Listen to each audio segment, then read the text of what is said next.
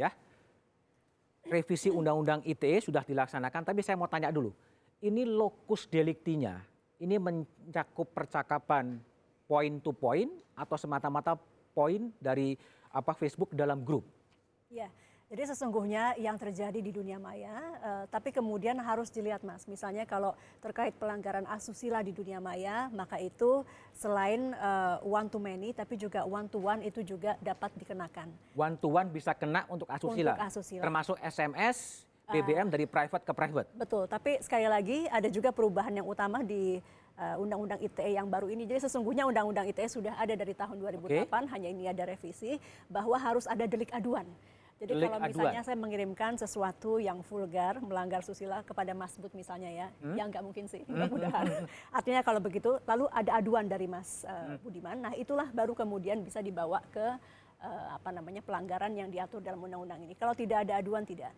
Kemudian untuk pencemaran nama baik ataupun penghinaan itu hanya kalau disebarkan. Jadi artinya tidak kalau hanya satu ke satu orang itu tidak termasuk.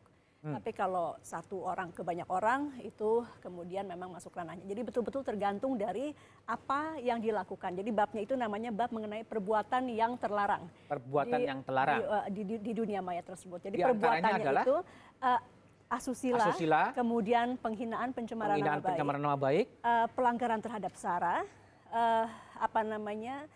menakut-nakuti, bullying itu ya, menakut-nakuti, dan perjudian, ancaman kekerasan itu juga termasuk. Itu percakapan dalam WA group termasuk dalam kategori itu semua? Kalau tidak asusila, selama dia tidak disebarluaskan itu tidak termasuk. Kalau asusila tidak disebarkan pun termasuk. Tapi kalau misalnya, dan perjudian, kalau perjudian juga satu orang ke satu orang itu sudah termasuk dalam ranah pelanggaran di Undang-Undang ITE. Tapi kalau misalnya untuk pencemaran nama baik, SARA dan lain-lain, itu kalau misalnya satu ke banyak orang, itulah baru kemudian dia dikenakan. Kalau WA group selama tidak disebarkan dari WA group itu, maka tidak masuk ke ranah itu, Mas.